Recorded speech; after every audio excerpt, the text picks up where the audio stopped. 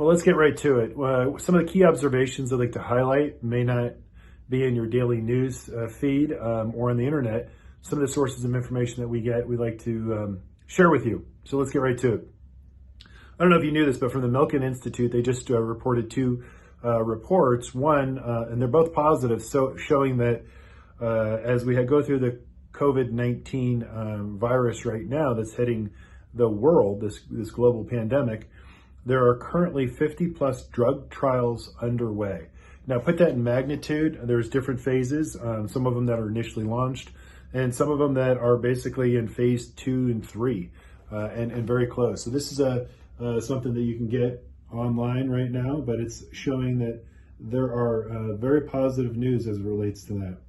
And right underneath it, the next thing is that we have 40 plus vaccines, again from the Milken Institute, that are in the queue for next flu season.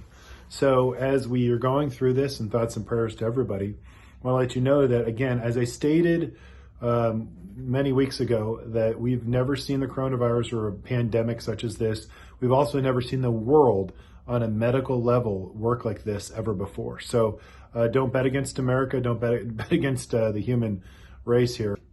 So another key point I want to bring to the forefront, keep representing, because it really is very significant as we work our way through these volatile markets, is the nature and the size and scope of what monetary policy and fiscal policy have been able to do year to date. I mean, in the last literally 30 days, this is absolutely, truly incredible. Never been done before in this speed and to this size.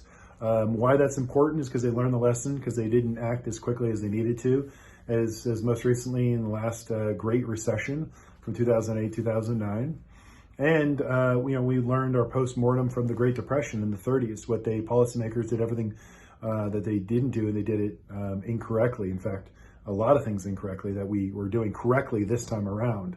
But to put it into context, I got this research point from Moody's this morning that actually captures all of the different policies. So if you hear, what you could see here is not only the swiftness of what the Federal Reserve has been able to do, but the different types of programs versus what they did in 2008. So 2008 take-home point, there's 4 or 5 or 6 of them on there, different programs that the Federal Reserve used in the Great Recession.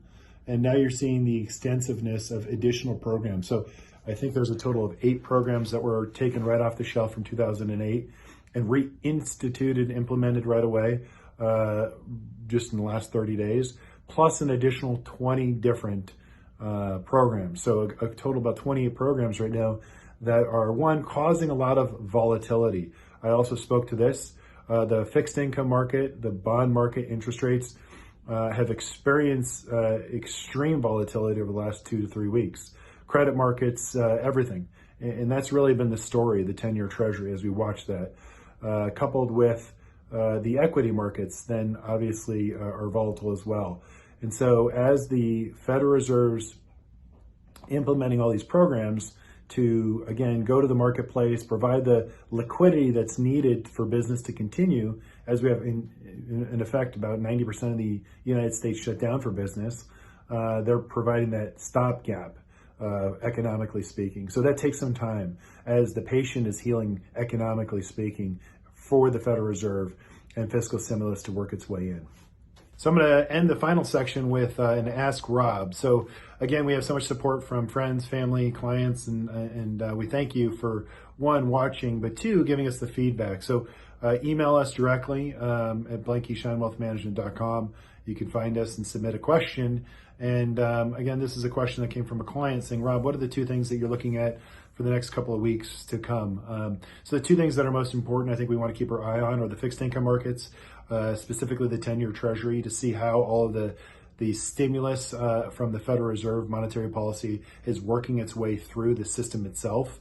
Again, we're going to see fits and starts and some shocks from here to here and there. But again, the banking system in the United States is stronger than ever. So that's a very big positive.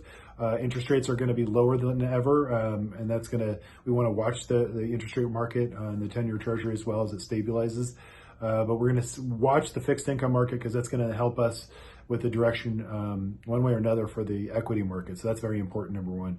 And the second point is the oil markets. So, amidst of this coronavirus and the bear market pullback that we saw, a pretty big headline that I don't know too many of investors or even the news is paying attention to is the fight that happened in OPEC between the Russians and Saudi Arabia. Essentially, they agreed to disagree. They both pushed away from the table when they were trying to make a deal as it relates to setting oil prices and production, globally speaking. And that happened a couple weeks back. That's what took, again, it was a shock to the stock market. If we had that alone without any of the coronavirus, that in itself would have been a huge disruption, maybe a 10-15% on the equity markets just on its own.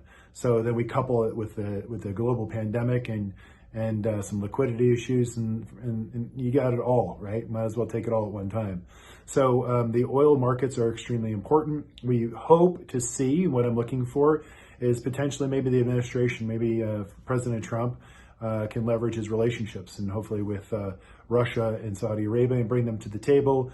I would hope to see a truce, maybe a stabilization in the oil prices. Why that's important is because, well, we went from $50 a barrel all the way down to low 20s, which is almost an all-time low. We need that to get back to the mid 40s, essentially for the United States for fracking to continue. And so some of the oil companies to continue to do their thing and survive. So time will tell. I think both sides are dug in, and they want to, see how long they can last. And who knows? I'm sure both countries could last a good long time in keeping oil prices down.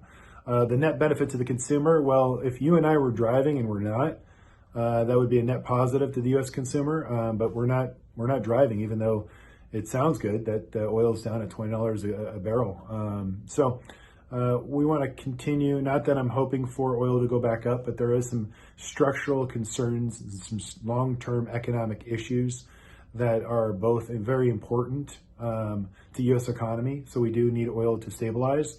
So I would expect that hopefully we see those two countries make a truce and we get some stability in the oil markets to come. So those are the two things, the fixed income market and liquidity markets and the oil markets to the next couple of weeks to come, pay attention to, because those are extremely important headlines as we work our way through this.